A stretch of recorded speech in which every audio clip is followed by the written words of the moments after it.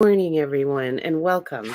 Good morning, everyone, and welcome to the September 22nd edition of Collect Our Cousins, Engaging White People in the Struggle for Full Democracy. I'm Karen Fleshman, founder of Racy Conversations and of the Collect Our Cousins weekly live stream series.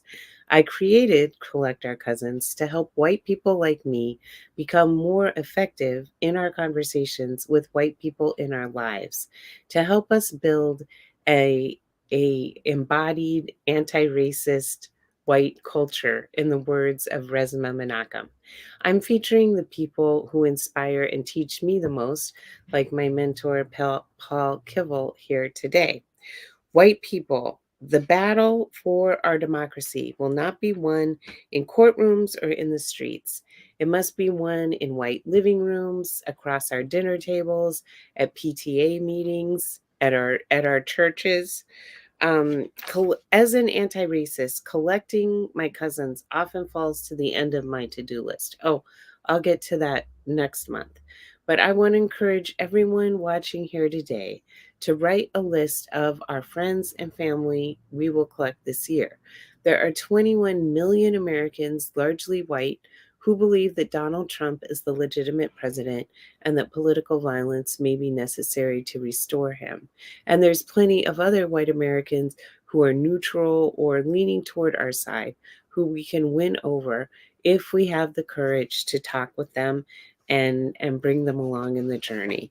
And with that in mind, I'm super grateful that Paul Kivel is joining us this morning, and we're going to be talking about his book, Living in the Shadow of the Cross, and as well as the organization of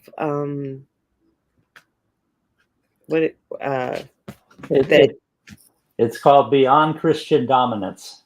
Thank you. Struggling for that. Welcome, Paul, to the program. Oh, wait a second. An error occurred. I don't know. Are we broadcasting? I'm not sure. It says live, and the clock is ticking. Okay, let's see. Okay, I think. Okay, yes. Thank you. I think there was an error that occurred with LinkedIn, but not with the other channels. So welcome if you're watching on LinkedIn. Sorry we had a little error on LinkedIn, but we are streaming live with Paul Kivel, and we're talking about living in the shadow of the cross, understanding and resisting the power and privilege of Christian hegemony. So grateful for you coming on the show, Paul. It's good to be with you again and having this conversation. It's very appropriate. I think you mentioned white people and supporters of Trump. And of course, there's a large national network of white Christian nationalists who are Trump supporters. But I think when we talk about Christian dominance, and I'll say more in a minute about what I mean by that, but over half of mainstream Christians also voted for Trump in the last election. So it's not, often when we talk about white supremacy, we talk about extremists, right? And not the everyday ways that we as white people are complicit and support the system of racial inequality. And it's the same thing with dominant Christianity, is we have to step back and see how the whole system works. And so I'm not talking, when I say Christian dominance, I'm not talking about Christians as individuals, because Christians have a lot of relationships with dominant Christianity. Many Christians get solace and healing and connection through their Christian practices and beliefs. I'm also not talking about Christianity per se, because there's a lot of different forms of Christianity. We have Black churches, we have feminist theologies, we have liberation theologies. What I'm talking about is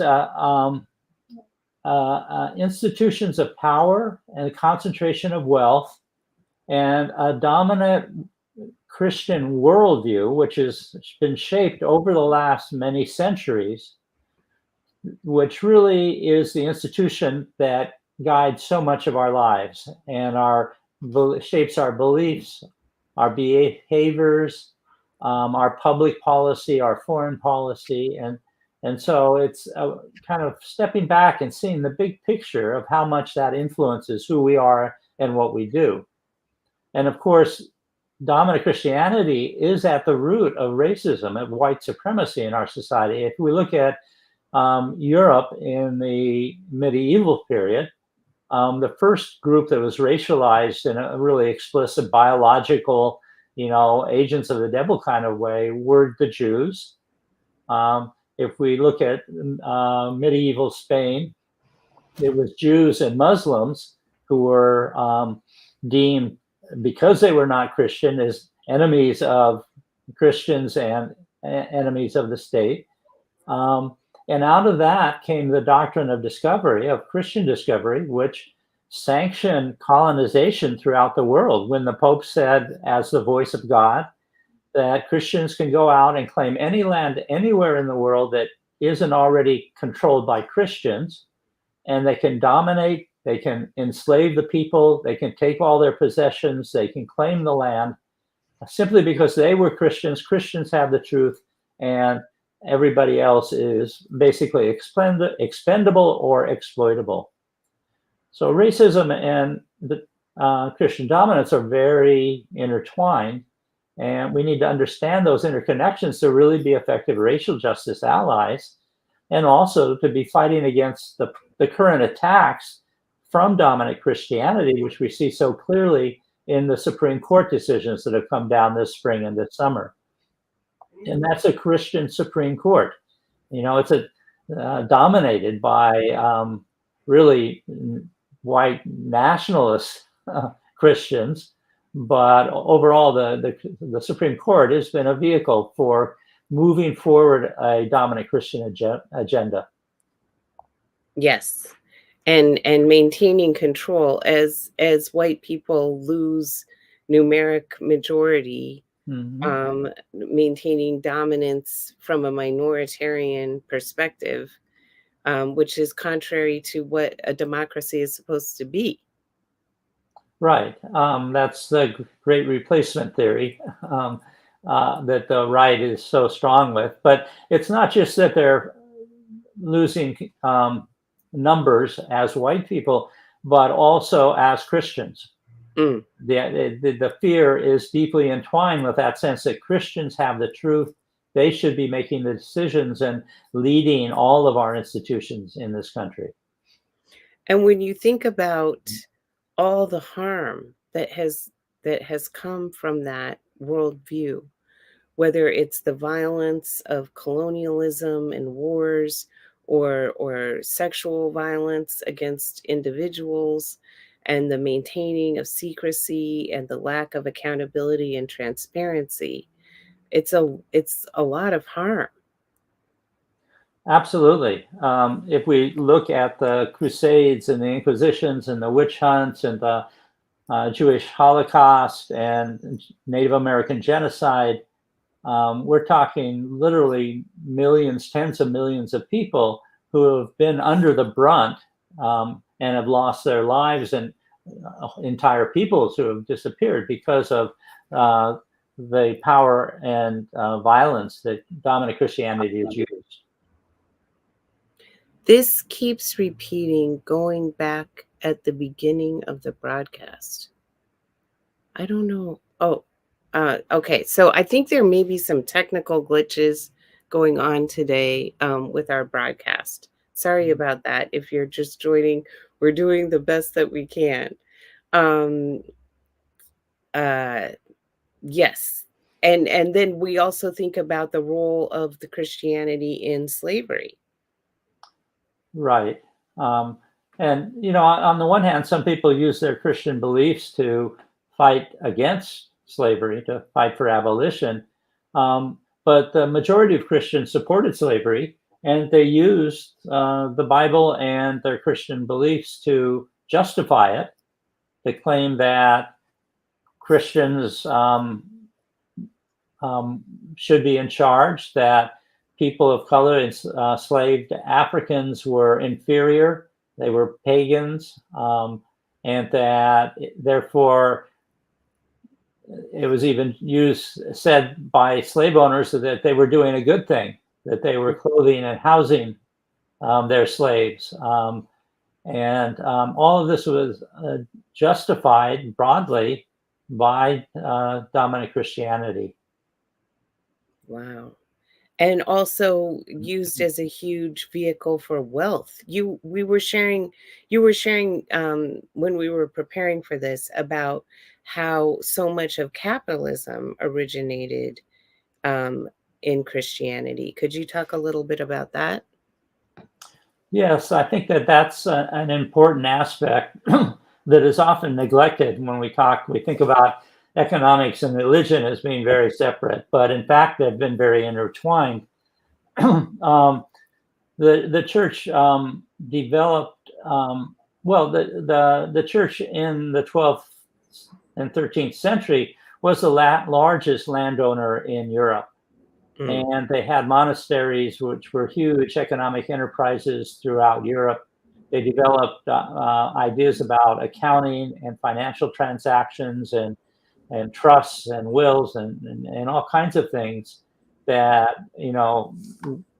developed into capitalism. And the worldview of the church at that time was that there were two kinds of poor people. The deserving poor, who were those who were rich and gave away their money to the church. They were deserving. And sometimes they included widows and orphans in that package. But mostly they said that most people who are poor because they're sinful. They're lazy, or they don't work hard enough, or they're not productive. And therefore, they don't deserve any public support. It's their fault that they're poor. And then when Protestantism developed, it added that people who were wealthy, that was a sign of benevolence from God, and that therefore they were good people and should be in charge. And so the whole economic system has been justified and developed. And of course, a lot of the denominations have incredible amounts of land and money and power in either the regions of the country or nationally. So they are still prime players in capitalism. Yes. And when you think about what you just said, the belief that there are deserving people and undeserving people, how that translates to today. You think about California. We used to have the number one public school system in the country, the best public universities in the country. And then we passed Proposition 13 and three strikes laws and started defunding. So Proposition 13 capped property taxes that go to pay for schools. And we started building all these prisons, and our budget for prisons shot way up, and our budget for universities shot way down. And now our schools are 44th in the country between Wyoming and West Virginia. And it's all because the people who studied this find that it's because basically white people don't want to pay for the education of Black and brown children. They don't perceive them as deserving of education. Right. And that goes way back to the period of colonization, but it's also deeply rooted in this in Christian values of judgment and punishment and rehabilitation and salvation, and so we have a system that is based upon punishing and marginalizing and excluding people, and so it's often justified in terms of our safety, but in fact, it doesn't make us any safer, but it does marginalize and further exclude and exploit people who are in the prison and jail system. Yeah, I mean, I think that what's important is that whatever issue we look at, whatever area of our society, we can look at it through the lens of dominant Christianity and see how the values are embedded in that system and the way it operates, that the profits and exploitation that are built out of that system accrue to predominantly a white male Christian ruling class. And that if we're not aware of that, then we're not really getting at the root of the challenges we face. Yes. I am going to, I think, try and take us off of LinkedIn because I think there's some kind of glitch that's occurring on LinkedIn. Okay. So I'm going to do that, but I'm going to stay, we're going to stay streaming live on YouTube and Facebook because I think those are working okay. So, yes. Okay. Yeah. So you were talking about oh yes. Then I was thinking about I just watched this documentary about a OBGYN doctor, a fertility doctor in Indiana who unbeknownst to his patients.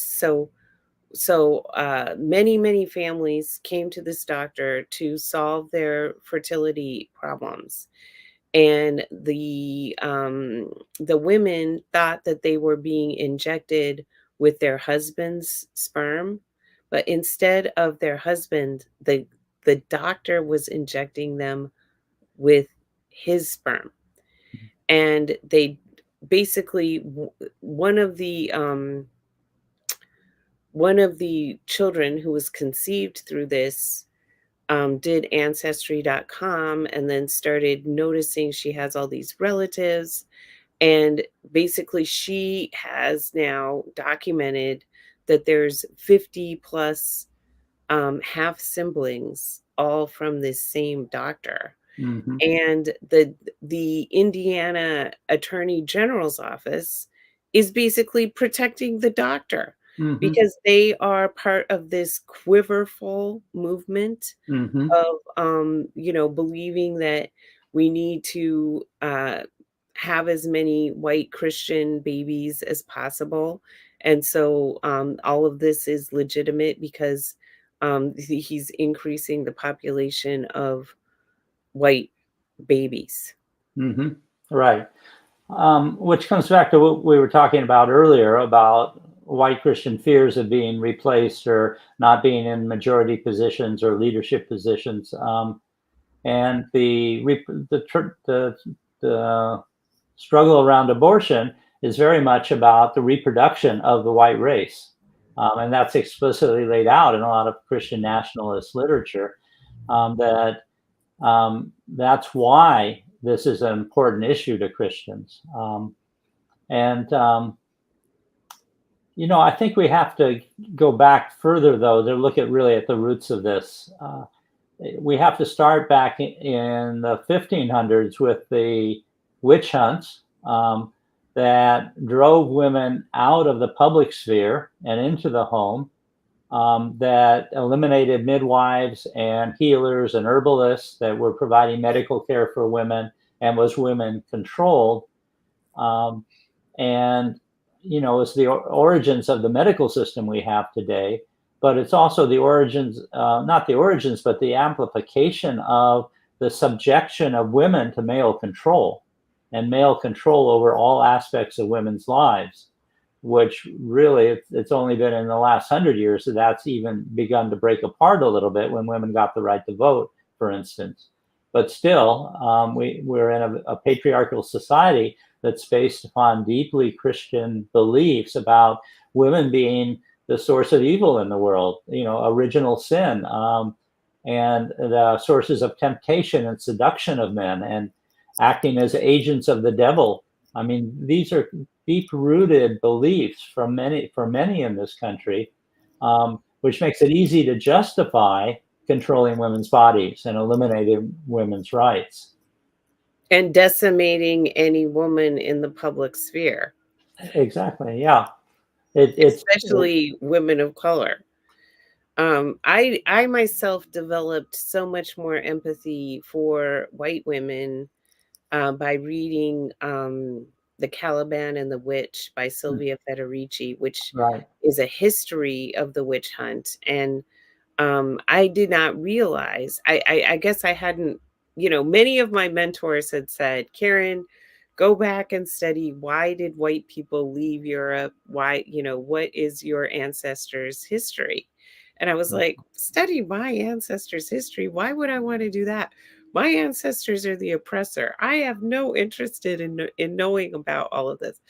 But finally, a friend that I'm in a white accountability triad with, um, she recommended this book, and Paul, that book, I recommend it to everybody because Mhm. I did not realize how so much of white women's behavior today is rooted in the witch hunt and what Mhm. that did to it. That's our intergenerational trauma.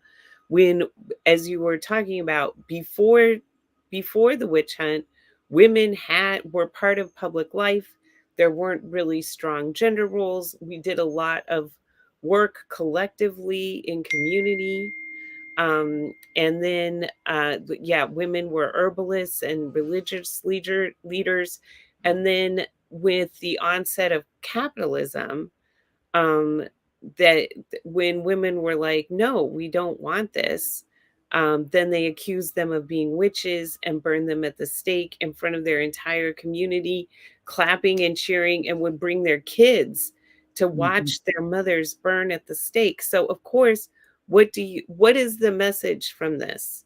Like, align yourself with the most violent and you will be safe from violence, but don't try to defy the social order or resist, because you will be completely killed. Right. It was a false promise of safety, but it also dispersed male power into the family so that individual men, husbands, brothers, uncles, etc., became the controllers and the supervisors of women in their families. And so they took over that role with the support of the larger, international Christian networks. But the other thing that I think is brilliant about that book is it shows how this was the same time that colonization was kicking off, and that the enclosures were happening in Europe, and that it was part of the rise of capital. The subjugation of women was part of the rise of capitalism and colonialism, and part of the same justification for exploitation and violence. And so we have to see how intertwined those are and how much they influence us today, because I think you're right. There is a lot of historical trauma. For 250 years, women were systematically accused and tortured, and many were killed, and they were like lynchings, public lynchings, the burnings. Everybody came out, everybody had to watch, and after they were over, the priests would walk through the streets and say, pay attention, this could happen to you. Just warning people that we're watching you. And it's also the beginnings of the surveillance state, the mechanisms of the Inquisition, where records were kept about every individual, and people were told to, mandated to report on other people in their families and neighborhoods who were acting suspiciously. And the peak of it is 1550 to 1650, which, as you're describing, is right as they're beginning the conquest, the colonization, slavery. So all those torture and oppression techniques, they're trying them out, that They were they're then going to developed expand. Yeah, they were developed explicitly by the church to extract confessions, not just from women, but from heathens and heretics and whoever they judged needed to be controlled and exploited. Yeah, I remember studying about the Spanish Inquisition and the machines that they would develop to like stretch people and all the different forms of torture. But what help me understand, Paul, because I don't, I was raised a Christian, but I don't identify today as a Christian. But I have to say, I do really love the teachings of Jesus Christ. Mhm. I think he is a wonderful teacher and role model of compassion and empathy and values. And I've also been blessed throughout my career. I've worked for faith-based organizations that were doing wonderful, wonderful work. So help me understand, how did Christ, who came to teach us to love one another, and it's easier for a camel to pass through the eye of a needle than for a rich man to enter heaven, and let he who is without sin cast the first stone. How did the words of Christ get yeah, Get distorted. get distorted? Thank you. Yeah. That's what I'm looking for. Well, I mean, it's a long, complicated history, but there were some main points that we really need to know about. One was in the early 4th century, the Roman emperor had what he claimed was a vision, and won a battle with a vision of a cross in the sky, and declared Christianity to be the only legitimate religion throughout the Roman Empire. And so all of a sudden, Christianity was not just dominant, but the imperial religion throughout Europe and other areas of West Asia and North Africa. And so the church began to consolidate into an institution of power and incredible wealth, and influence. The emperors were all, after that, were at least nominally Christian. And so there became a consolidated, a kind of a dominant interpretation of and a consolidated interpretation of what the Bible was, what books were included, and what was emphasized, what was the relationship to God and the Trinity, and all of that, and an interpretation of Jesus's life, which focused on the resurrection and the suffering of Jesus, not on the Jesus who was a Jewish peasant and healer and person of the people. Jesus became a very different concept, basically. So that's the beginning of this tremendous transformation. As Europe developed in the Middle Ages, and the center of Christianity shifted from Turkey, Constantinople, and that area to Rome. Christianity whitened Jesus, and so you start seeing images and stories that portray Jesus basically as white, and you see this in the stained glass windows. You see this in all the pictures, and you look anywhere today, and Jesus is portrayed as white. So you can see again the intricacies of the connections between white supremacy and Christian dominance, as Jesus was whitened over the ages to let white people know that they are children of God, and to give everyone else the impression, including children of color, that they are not. They are not part of the Christian family in the same way. So yeah, there's all kinds of ways to interpret the New Testament. It's a very complex, contradictory set of teachings, but dominant Christianity has shaped it in a way that beyond the stories, what we think about and what we believe, not just about Christianity, but about everything else, about our bodies, about our beliefs, about our relationships with each other, is influenced by that dominant Christian worldview. And there's some particular things that I think it's important to notice about that. One is that it's overwhelmingly a dualistic system. everything is divided into good and evil, white and black, dark and light. And not only that, but that dualism is set within an understanding of a cosmic battle between good and evil. And Christians are the good, the children of God. And all the rest of us, whether we're people of color or Jewish or Muslim or immigrants or Native Americans, all of us are the other. And we are associated with the devil. We're seen to be sources of the power of evil. And therefore, we're dangerous, we're polluted, we're contaminated. And if you think about who's marginalized in our society, those categories still are dominant. They're still playing out. So it's important that we understand that, that this whole hierarchical system is based upon this sense of good and evil in a cosmic battle. And then Christians, a couple other things I think are important to mention. One is that Christianity has claimed it has the truth, the only truth, and the only way to God.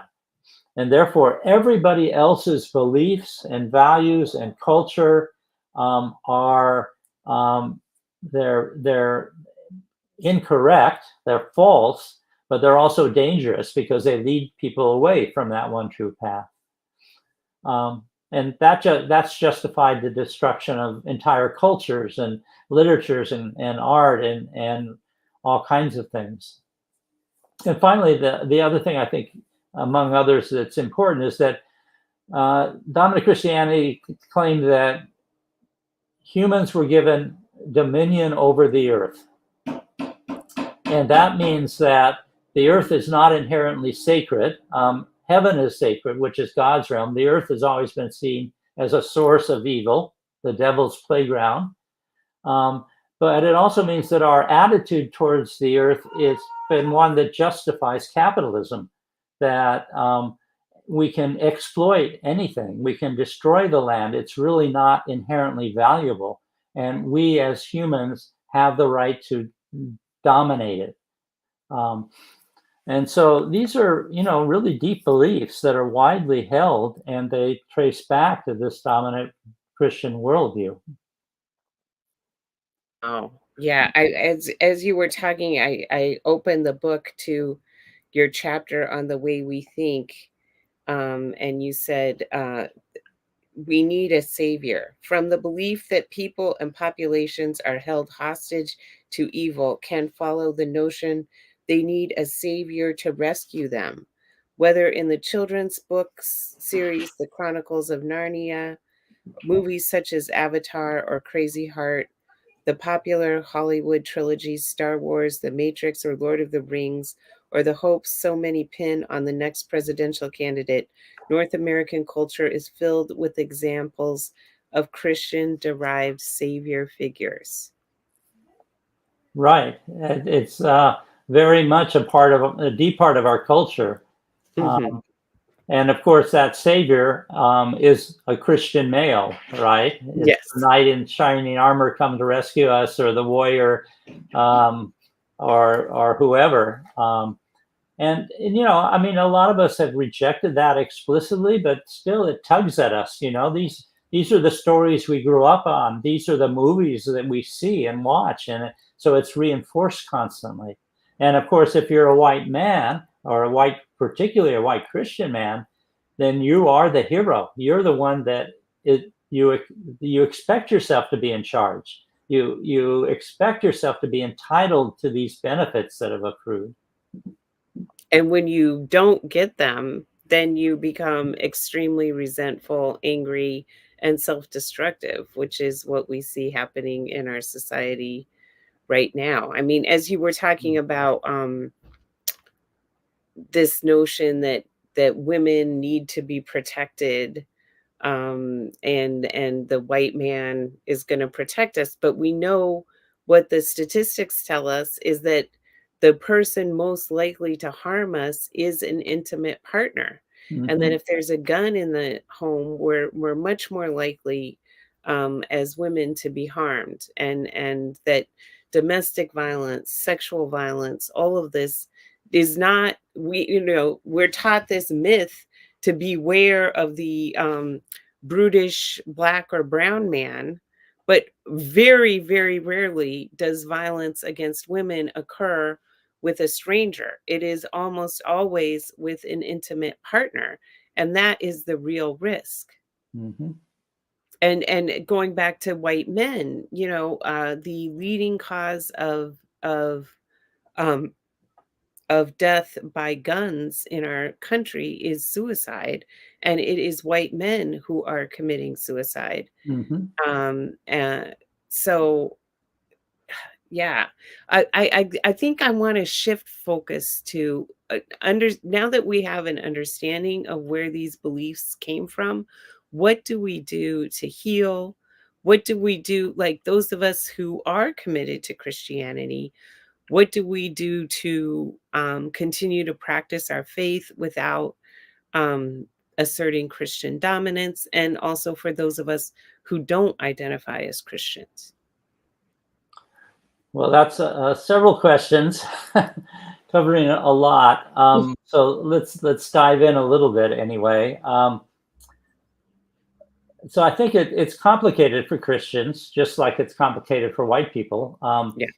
That whatever people believe individually is okay. I mean, we all have the right to believe what we want to believe. But I think if you're a Christian in a Christian dominant society like ours, then you have to realize a couple of things. One is that you benefit from Christian dominance, that your holidays are what's celebrated and your religious values are what's talked about, and your lives have more safety and protection, and you have more ways access to people and culture and jobs and education because you're Christian and can be accepted implicitly, often with nothing being said. But if somebody who's Muslim or Jewish shows up, the response is very different, right? And of course, it's amplified if you're a white male Christian. Obviously, it's complicated by all of the intersections of our identities. But so there are a lot of benefits that go with being Christian that if you're Christian, you have to acknowledge and understand that this isn't a system that you're neutral in, that you're actually being benefited by, and the exploitation and marginalization of other people. It's also important that Christians understand the history and the incredible violence and trauma that's been perpetrated by dominant Christianity, and that very often your ancestors or foreparents have participated in that. And one way explicitly is through the doctrine of discovery. All the land in this country was claimed by white Christians. And a lot of it was given away for free. To my great grandfather. Right, with land grants. So the very land that you stand on is indigenous land that was taken under this dominant Christian ideology of the doctrine of Christian discovery. And that's still used in the courts today to settle land disputes. And it still operates. Native Americans individually can't own land. They have to be a federally recognized tribe by the Christian government of the United States to be able to have land. I mean, there's just so many implications of the benefits that Christians have, and many of the rest of us have as well, if we're settlers here in various ways. So that's another piece of it. So I think that, there is a tendency I see among Christians to say, well, that's not my Christianity, or that's not my Jesus, which is fine. But I think all Christians have a responsibility to address the ways that people are being marginalized and exploited and violated in the name of Christianity, even if that's not your particular form of Christianity or beliefs. Because those of us who are outside of the white Christian mainstream don't have any choice. I mean, that we're dealing with the attacks that come at us all of the time, and those sometimes are genocidal attacks, and they're marginalization and various kinds of exploitation. So it's important that Christians realize and take on a responsibility to be accountable to the privileges they have and to this history, to join with everybody else in struggles to undermine the system. Yes. And what I'm also hearing is what Christianity robbed us of is collectivism. It's this ideology of individualism, and if you are hardworking, then you're good and deserving, and if you're struggling, it's your fault. And I think we also need to come together collectively to heal from that viewpoint, and make sure that we are not continuing to perpetuate that viewpoint on ourselves or on others, because it is so harmful and destructive. If you blame yourself, self blame, oh, I'm struggling because I'm not working hard enough, or I'm not doing this, or I'm not doing that.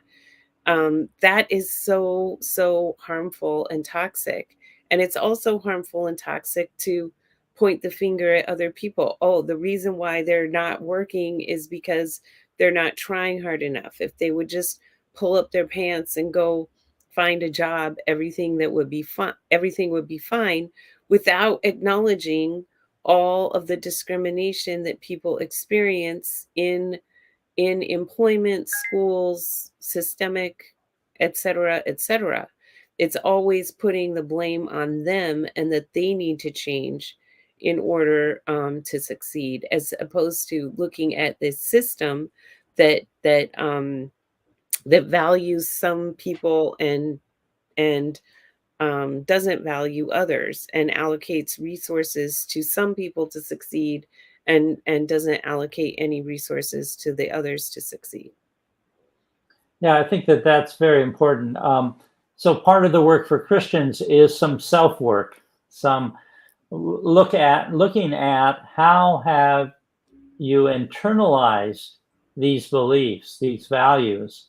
How do you feel? And that could be about your body. It could be about your sexual identity or gender identity. It could be how does it undermine your relationships with other people because of the individualism that's built into dominant Christianity. What kinds of misinformation do you have about other groups of people around you? There's just lots of ways that we have to be looking at how we've internalized that system before we can be effective allies in challenging it. I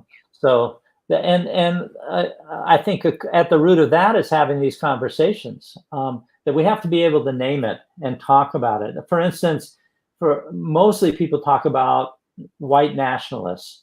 Well, you don't very often hear the phrase white Christian nationalists, but that's what we're really talking about. We're talking about the Supreme Court, but we're really talking about a white Christian Supreme Court, right? We talk about the ruling class, but it's actually predominantly a white male Christian ruling class making decisions for their benefit. So we're not even naming the Christian dominance that's in front of us, much less looking at how do these values and beliefs impact our personal lives, our relationships to our body and to each other. Yes. Okay, we are winding down here. How can, if you could wave a magic wand and get white people to start doing something or stop doing something, what would it be and why? I assume you mean white Christian people. Yes, white Christian people. Thank you. You just said we're not naming it, and then I didn't name it.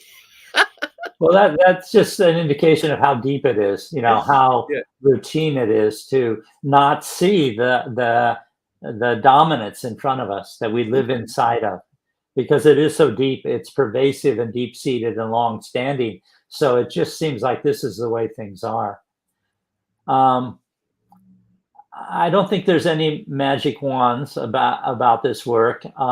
I think it's about having the conversations, reaching out to other people, looking at your own Christian privilege and benefits, looking at what, if you're a member of an organized Christian community like the church, what has been the history there of your denomination? What is the role of the church today in your community in terms of issues like gentrification and other kinds of things? So I think those are the kinds of things we have to be looking at. Excellent. How can people get in? How can? Oh, sorry. You need to take that? Okay. How can people get the book, get involved in your organization, etc.?